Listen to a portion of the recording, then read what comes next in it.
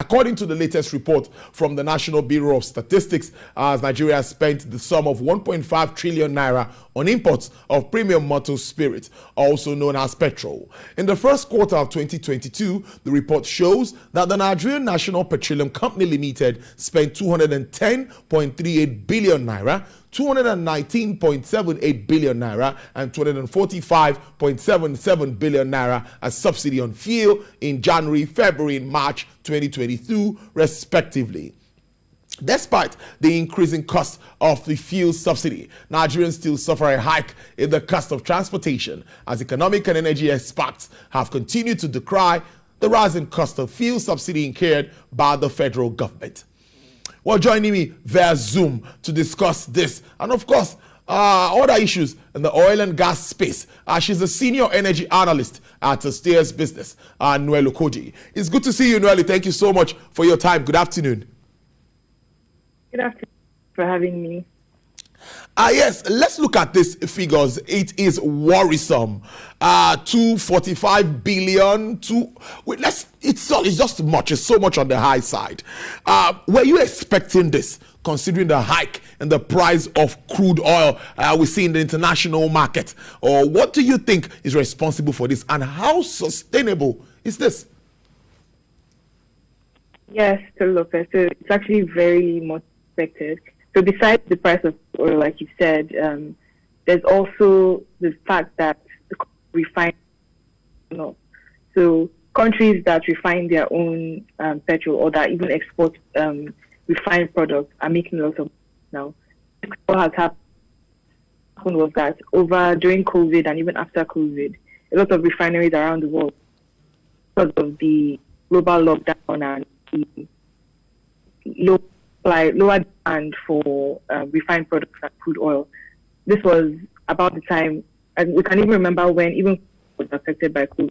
But the thing is that these refined products have recovered. So it's not just petrol. So we're also seeing diesel prices go up the roof, jet fuel prices, just generally refined products. And so they are still right. It's not the same. Even Americans, if you have Americans, they are crying out about petrol prices. And for Nigeria, where our government bears the brunt of, only expected that we might exceed the 4 trillion subsidy target that the federal will reach. So this brings us back to the Petroleum Industry Act, which if we had followed implementation to the latter, we ought to have forgotten about subsidy at the moment. But one way or the other, that has been pushed forward, I think, for about 18 months. We're waiting for that to... what does this mean for the industry? Let me ask you that way. Well, it's not good news, right? But on the one hand, so this is a good time for oil and gas producing countries because oil is over $100. Countries, Saudi Arabia, they are making serious money. In fact, said between January and March, I think they made the highest revenue from oil they've made in like 50 years. So for us, and not just even BP, Shell, they're and their group of companies are making a lot of money because of the higher oil prices. Unfortunately, so even besides the PIA now, just the on ground with oil vandalism, they're not allowing Nigerian companies to take advantage of it. Even besides the PIA, should be a good time for oil and gas producers. And then when you come back talking about the subsidy, which was one of the things that the PIA stated, the oil and the refined product markets, and especially petrol, determined by the forces of demand and supply. Essentially, it should be a free market, but that hasn't been done. And while Nigerians could say that Nigerians are in it's hurting us and our future because we can't earn enough money to then do infrastructure projects. We need more than we need the subsidy, essentially. All right, let's move on. Now, OPEC just increased our quota. That's to talk about our crude oil production, daily production quota. And of course, we've not been able to meet up even before now. What do you also think that means both for the market and for Nigeria as a country? Well, obviously it's bad for Nigeria because so it's us able to make enough government revenue. In fact, so since we're talking about the subsidy, it's interesting that from January till April, according to the FAC report, it said even 1 kobo to government revenues. FAC has been 0 from January here. That's serious. And it's because, number one, we're not producing enough. And then whatever we're producing, the subsidy is now picking up over 50%. In fact, of that, about OPEC now. So for Nigeria, it hurts us because we're not making enough. And then, even so right now, there's a global shortage. That's why the price is high, because Russia isn't able to produce. And then other countries are trying to pick up the slack. That's why OPEC increased our quota and increased the quota of all the in OPEC so that OPEC can try to plug the gap there that Russia has caused. But Nigeria is at the end of the bargain. We're not pulling our own weight because we're not producing enough. The quota increased to over 1.7 million barrels per day, and we're doing like to 1.3 on average. I think, according to news reports, for the first time, and everybody was celebrating. It's not even what we're supposed to be doing per OPEC standard. So not only are we dragging ourselves back, we're dragging back and the oil supply industry. I know, I can hear you clearly now. So let's continue this conversation with the fact that we're a country that is into serious debt. We know what our debt is, debt servicing at the moment, and we continue to incur subsidy bills so much on the large side. Contribution of the NNPC to FAC is also dwindling. What does this all mean for the entire economy? Now, let's even move away from just the oil and gas space. So you mentioned that NNPC remittance to FAC is dwindling, but it's not just dwindling, it's been 0 since January. So NNPC has not been remitting anything to FAC. This has not remitted anything to FAC this year, and that's just because of how little we're earning and how much we're paying as subsidy for subsidy payments. And back to your question, revenue, either oil revenue or non-oil revenue. For non-oil revenue, that's mostly taxes and other. Last year, we raised the highest taxes we've raised in history because we've always relied on oil revenue. But now we're looking for ways to increase non-oil revenue, but that's not still enough. And like you mentioned, Nigeria's debt situation is pretty bad because for every 1 naira Nigeria earns, we're spending over 90 kobo servicing debt. And I mean, like, we remember, I think recently the Minister of Finance said that they wanted to raise another Eurobond, but then because of the economy all over the world, it's not easy to raise money anymore.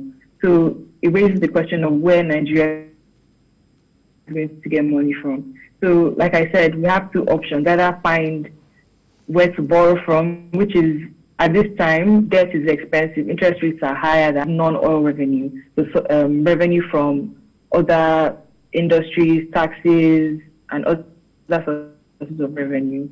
Those are options right now, unless we can fix the problem with oil theft and vandalism. That is also the big elephant in the cupboard, oil theft and vandalism.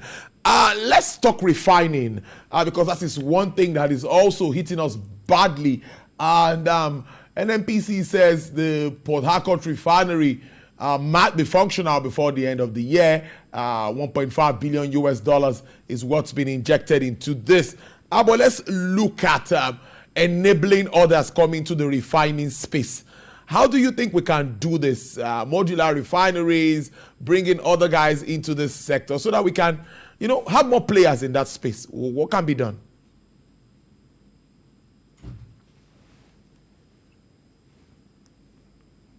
Okay, so back to what you said about the Port Harcourt refinery, I'm sure you know that the government has been saying this for years now. Every year, December has always the target and the money there. So yeah, I agree that we need to expand the conversation. So in terms of modular refineries, like you said, I think earlier when you were giving the news report, you mentioned that the government hasn't been giving oil to modular refineries because, like we said, we're not producing enough to even get to do our. So now we don't have enough to give these modular refineries. So honestly, if you modular refineries, and this is not giving, sorry, we're selling it to them. You don't have enough to sell to modular refineries, then what's the incentive for other people to enter or even for the existing ones to expand? So we actually need to fix the issues in our oil and gas market before we can think about refining, because if you can't get production right, then what's the point getting into refining? So sad. Now let's do a little bit of projection. I think the network is somehow on the other side this time. I don't know, but your audio is clearer than it was. But let's wrap up this discussion by projecting for the oil and gas space. The global issue, we've not touched on that. We know that's a big one too, and what the impact is. We know the price of gas and of course fuel outside the country. Now it's a global issue, and even here some say we should be buying fuel as much as 500, 600 if subsidy were not to be in existence. But what is your outlook for the entire space, Noelle, as we look up to the 2023 elections? Well, so looking at events that are happening and what we expect to happen for Russia, the EU and the European Union, they've put partial sanctions on Russian oil. So they are not they said that Russia can't sell oil, Russia can only sell pipeline oil to Europe. It's not selling by ship anymore. And they're trying to make sure that Russia can't sell to other countries either by ship. So we're seeing that there's going to be the shortage in supply is going to get worse, and also refining capacity is going to get worse. And that means that prices are going to keep rising. Certain countries are trying to do what they can, like the US released oil from its strategic reserves and other measures like that. But I can say that at least in the short term, because oil markets, like you can't predict what's going to happen, but plugging that gap in the short term will not be easy. Even for OPEC, that has increased their quota for their members, even though they've increased the quota, prices are still increasing. So I think that for the next few months, we just need to buckle up and just expect to keep seeing higher prices. That would be good. I wish we were getting the benefits of this higher prices. Noelle Okwedy, thank you so much for your time as Senior Energy Analyst with Stears Business. Do enjoy your weekend. I hope to see you soon. Thank you. Bye.